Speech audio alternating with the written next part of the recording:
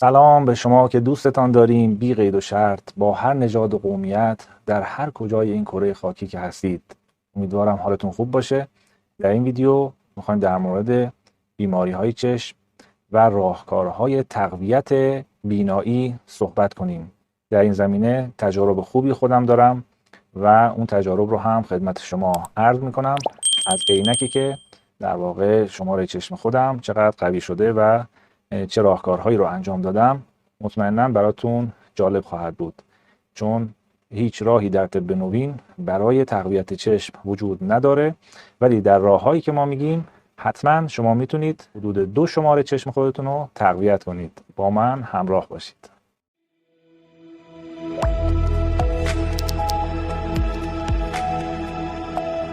با 3 تا روش میتونیم بینایی رو تقویت کنیم و حتی میشه عینک رو برداشت، ولی به شرطی این 3 مراحل رو انجام بدید. البته ناگفته نمانه اون چیزی که من تجربه کردم حدود 2 تا 2.5 نمره میشه شماره چشم رو قوی کرد. روش های تقویت چشم چند دسته کلی تقسیم میشن. 1. چه موادی رو داخل چشم بریزیم. 2. چه ورزش ها و تمرین هایی برای عضلات چشم داشته باشیم. و 3. چه سرمه ای استفاده بکنیم. آیا سرمه هم روی بینایی تأثیر دارد یا نه؟ آیا لیزر عوارضی برای چشم ما دارد یا به سراغ لیزر نریم؟ در این ویدیو این موارد رو شرح خواهیم داد و اینکه چرا در این عصر بیماری های چشمی اینقدر رو به افزون هست، علت اونها چیست؟ عزیزان، برای اینکه با عملکرد چشم آشنا بشیم و بدونیم چرا ضعف بینایی دچار میشیم، حتما باید به ساختار آناتومی چشم توجه بکنیم. در این تصویر به ساختار آناتومی چشم نگاه کنید. قرنیه داریم، عنبیه داریم، عدسی داریم، زجاجیه، زلالیه و شبکیه. این ساختار چشم ماست.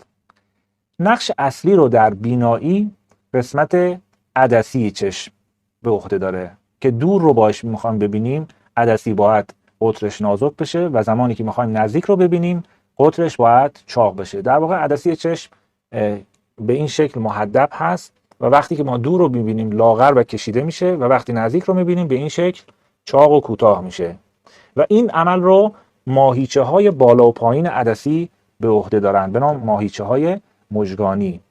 و زمانی که این ماهیچه ها دچار ضعف میشن ساختار چشم ما دچار مشکل میشه. چرا دچار ضعف میشن؟ به خاطر مواردی که میگم بهتون. علت اول غلظت خون.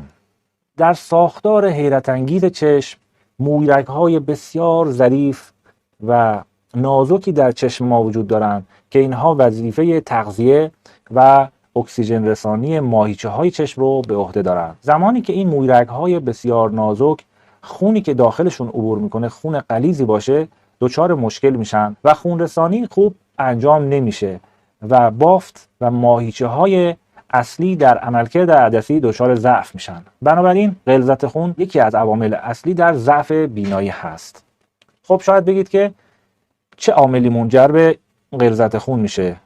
که علت اصلیش کسانی که یبوست دارن و کسانی که سموم رو در بدنشون خوب دفع نمیکنن، اینها به مرور زمان دچار این مشکل میشن. تمام کسانی که در دوران بچگی یبوست دارن اینها منتظر عینکی شدن باشن. بنابراین یبوست یکی از علتهای اصلی ضعف بینایی هست که حتما بایستی برطرف بشه. میتونید ویدیوی یبوست ما رو نگاه کنید، کامل توضیح دادیم خدمتتون.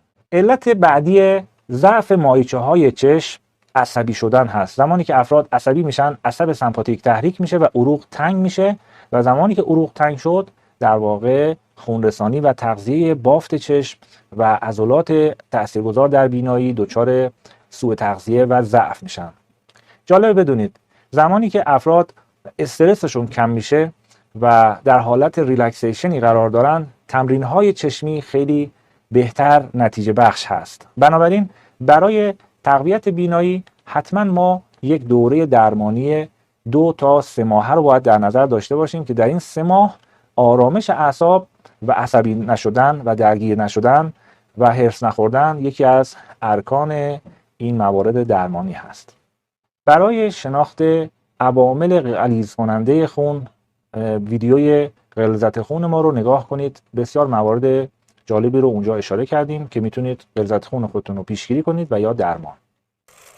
علت بعدی ضعف بینایی کار بیش از حدی هست که ما داریم از چشممون میکشیم. یعنی زمانی که ما گوشی نداشتیم و بیشتر تلویزیون نگاه میکردیم یا دوران قبل اون چشمها سالمتر بودن. امروزه میبینید افراد حداقل روزی 2 تا 5 ساعت به صفحه مانیتور یا گوشی یا تلویزیون نگاه میکنن و شبها در معرض نور در واقع لامپ قرار میگیرن و استراحت به چشم کم داده میشه. روزانه میبینید بین 10 الی 15 ساعت افراد از چشمشون دارن کار میکشن و استراحت به چشم نمیدن، ورزش های چشمی انجام نمیدن و نمیدونن چطوری بهداشت چشم رو رعایت بکنن. خود این باعث ضعف بینایی شده که تمرین های خوبی رو در انتهای ویدیو براتون خواهم گفت که به چشمتون چطوری ورزش بدید و استراحت بکنید.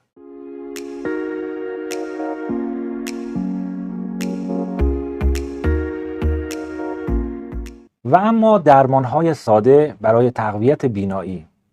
عزیزان، علت‌ها رو گفتیم خدمت شما. علت‌هایی که قابل برطرف کردن و اصلاح هستند. برای تقویت بینایی این روش‌ها رو انجام بدین. 1. تمرین‌های چشمی. تمرین‌های چشمی گفتیم زمانی که ماهیچه چشم دچار ضعف بشه ما دچار ضعف بینایی میشیم. اگر ماهیچه چشم رو مثل سایر ماهیچه‌های بدنمون تقویت بکنیم، این ماهیچه دچار ضعف به این راحتی نمیشه و ماهیچه قوی خواهیم داشت که بتونیم در سنین میانسالی و پیری هم دچار ضعف بینایی نشیم.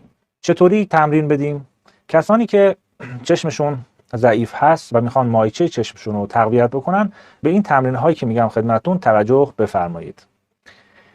در نقطه از اتاق بنشینید، به دورترین نقطه از اتاق نگاه کنید، چشم خودتون رو ببندید و باز کنید، ببندید باز کنید به مدت 1 دقیقه. 1 دقیقه بعد بالاترین نقطه اتاق، پایین ترین نقطه اتاق، بالا پایین، بالا پایین. حرکت بعد گوشه سمت، بدونی که سرتون رو حرکت بدید، گوشه سمت راست، سمت چپ، سمت راست، سمت چپ. این هم 1 دقیقه. حرکت بعد گوشه سمت راست بالا و گوشه سمت چپ پایین به شکل ضربدری و بعد از گوشه سمت چپ بالا و سمت چپ پایین، یعنی اینجوری در واقع حرکت ماهیچه های چشم. وقتی شما این بازی و این تمرین رو با ماهیچه های چشم انجام میدید، هر کدوم 1 دقیقه، یعنی در مجموع حدوداً روزانه بین 5 تا 8 دقیقه طول میکشه شما این 5 تا 8 دقیقه ماهیچه های چشمتون رو تقویت بفرمایید. بسیار موثره و در طول این 2-3 ماه که ما تست کردیم، من چشمای خودم جالب بدونید که حدود 2 نمره و یکیش هم 1.75 در واقع نمره عینکم اومد پایین، چون قبلا چشم من خیلی ضعیف بود و بعد با همین تمرین ها در واقع 2 شماره چشمم قوی شده. و جالب بدونید همین تمرین هایی که خدمت شما میگم خودم هم انجام دادم و دوستان دیگه ای که داشتیم، بعضیا تا 2.5 نمره چشمشون شمارهش اومده پایین و بعضیا عینکشون رو برداشتن با همین چیزهای ساده و در واقع قابل انجام و ارزان. ورزش بعدی اینه که چشماتون رو در روز چند بار در واقع خستگی چشمتون رو برطرف کنید. چطوری؟ شما دستاتون رو روی هم بکشید و اجازه بدید دستاتون یه مقداری گرم بشه و بعد این رو روی چشم ها بذارید و گرمای این رو منتقل کنید به چشم. این رو صبح و ظهر و شب هر وقت احساس کردید چشمتون خسته شد، دستا رو گرم کنید و این انرژی دست ها رو منتقل کنید به چشم ها که خستگی چشم هم برطرف میشه و چشم رو فشار نباید بدین و خیلی آرام میتونید به این شکل بالای چشم رو یه مقداری در واقع ماساژ بدید به طرفین.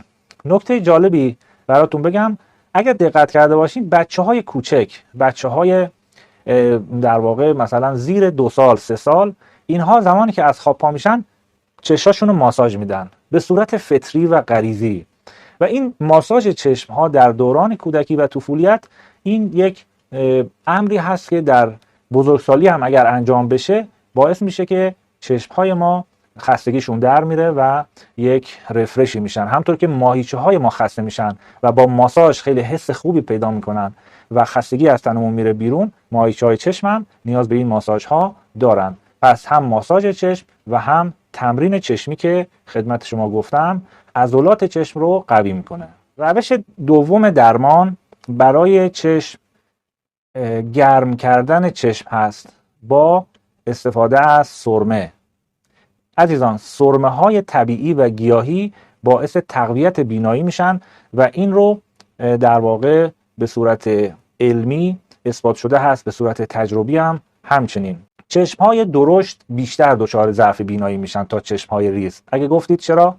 به خاطر اینکه افرادی که چشم های با مزاج سرد بلغم دارن، یعنی چشم هایی که رطوبت داره، از لحاظ مزاج شناسی در طب سنتی میگن دارای چشم های تری هستن، چشم هایی که درشترن، مرطوبترن. رطوبت باعث درشتی چشم میشه. در بلغمی ها و دموی ها چشم ها درشتره و در صفراوی ها چشم ها ریزتر هست. زمانی که افراد رطوبت و سردی چشمشون زیاد هست، اینها سردی باعث شلی مایچه میشه و سردی دیدید در اصطلاح قدیم، در اصطلاح عامیانه هم میگن چقدر شلوول شدی، مگه ماست خوردی؟ چرا؟ یعنی اینکه ماست باعث سردی و شلی فرد میشه. افرادی که چشمشون مزاج سردی داره، یعنی ذاتاً و ژنتیکاً چشم سردی داره، اینها حرکات چشمشون کندتر هست. صفراوی‌ها تیزن، یعنی چشم‌های تیز و با سرعتی دارن، اینها مایچه‌های چشمشون قوی هست. و کسانی که حرکات چشم کندی دارن، اینها مایچه‌های چشمشون ضعیف‌تره، باید بیشتر تقویت چشم بکنن. کسانی که دارای چشم درشت هستن و چشم رطوبتی و سرد هستن، اینها اگر سرمه‌های گرم، سرمه‌های طبیعی با مزاج گرم استفاده کنن، عضلات چشمشون گرم میشه. چطوری این کار رو انجام بدیم؟ یک، در واقع از سرمه‌های قدیمی که در طب سنتی هم روش تأکید شده، مثل سرمه بادام، سرمه فندق، پسته و گردو، یا یکیش مثلا فقط سرمه بادام، خیلی راحت میتونید خودتون هم در خونه درست بکنید. همین اینجوری که من میگم میتونید سرمه رو خودتون تهیه بفرمایید. یک دونه بادام رو سر سنجاق بزنید، روی شعله بگیرید و وقتی که شروع کرد به سوختن، یک بشقاب چینی روی اون قرار بدید و با فاصله کم این سنجاقی که نوک اون یک بادام چسبیده و در حال سوختن هست، دوده های این بادام میخوره به در واقع اون بشقاب بلوری شما، چینی شما، و میچسبه و بعد اون رو جمع کنید، داخل سرمه‌دان بریزید و اون سرمه رو به چشمتون بکشید. میتونید چهارمغز رو بذارید یا میتونید در واقع بادام تنها هم که باشه. اینها اون روغن‌های گیاهی در واقع تبدیل میشه به یک سرمه خوب که از قدیم الایام از آبا و اجداد ما در واقع استفاده میکردن و اینقدر هم بیماری های چشمی نداشتن. سرمه بعدی که میتونید استفاده بکنید سرمه اسمد هست که نوعی سنگ مخصوص چشم هست که در بعضی از مناطق مثل عربستان سعودی و بعضی کشورها پیدا میشه. پودرش میکنن و این رو به چشم میکشن که سرمه بسیار خوبی هست. اگر خواستید در واقع چشمتون خیلی حس کردید که آبریزش داره و چشم سرد و تری دارید و اصطلاحاً بلغمی هست چشمتون، میتونید اون میل سرمه‌ای که میخواین بزنید، میل سرمه رو کمی آغشته کنید به روغن بادام یا روغن زیتون و روغن زیتون رو داخل اون در واقع سرمه بزنید و به چشم خودتون بکشید. شب تا صبح میتونه بمونه. سرمه یکی از سنت‌های قدیم ایرانیان بوده و مرد و زن هم نداره و واقعا تأثیر فوق‌العاده‌ای برای بینایی داره.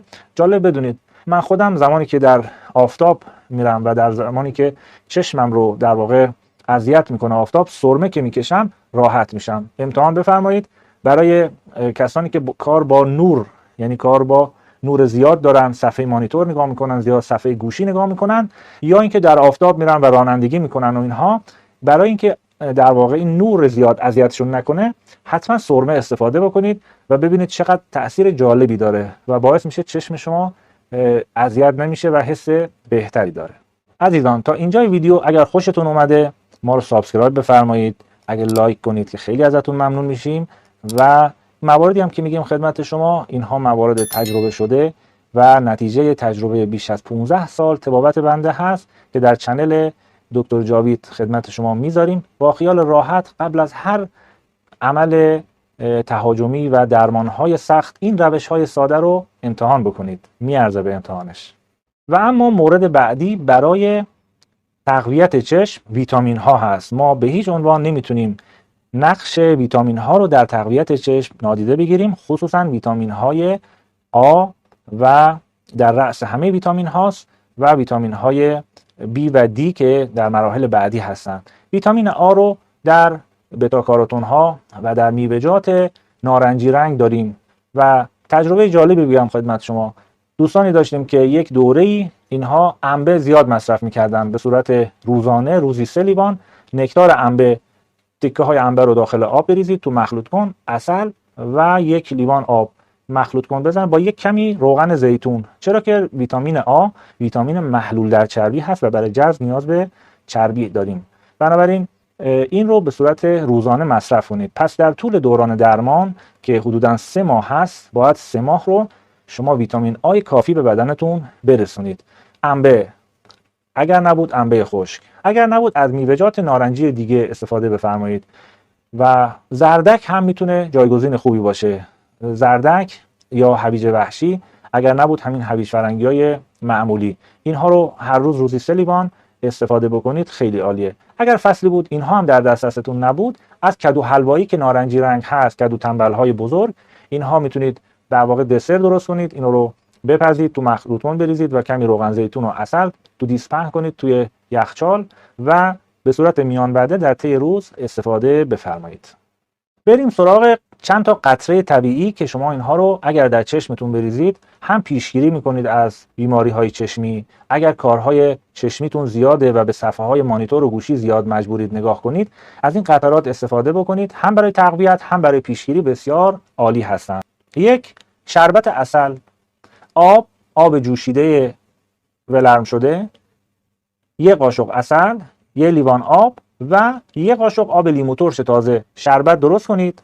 صبح، ظهر و شب در چشم بچکانید و الباقیش هم میل کنید نوش جانتون. این فوق‌العاده تأثیر مثبتی داره برای تقویت بینایی و شفاف شدن دید. این شربت عسل رو کسانی که مرتب در چشم بچکانن بعد از یه مدتی خودشون اعتراف میکنن که حتی شکل چشمشون، یعنی اون سفیدی چشمشون هم شفافتر شده و کدورت‌های چشم کمتر شده و سفیدی خیلی شارپتر و تمیزتری پیدا کرده خود چشمشون که چیز جالبی هست. و حتی اگر بیماری‌های چشمی مثل آب مروارید و اینها هم داشتن، چکاندن همین قطره بسیار میتونه مفید باشه برای هم پیشگیری و هم درمان. قطره بعدی عرق رازیانه هست. عرق رازیانه 5 قطره و اگر خواستید عسل هم میتونید بهش اضافه کنید. ترکیب عسل 1 قطره و عرق رازیانه 5 قطره با هم ترکیب کنید، کمی میسوزونه چشم رو و هیچ مشکلی نداره. ما سالهای سال داریم استفاده میکنیم و اثرات بسیار خوبی داره در تقویت و گرم کردن مزاج چشم و تقویت بینایی. یکی از سوالهایی که خیلی از ما میپرسن اینه که ما آیا عمل لیزیک رو انجام بدیم یا نه؟ ببینید عزیزان، من توصیهم به شما اینه که اول روش‌های ساده رو انجام بدید. این روش‌هایی که خدمت شما گفتیم رو اگر بتونید 2 تا 3 ماه انجام بدید، نه تنها که عوارضی نداره بلکه خیلی هم در واقع برای سلامتی مفید هست.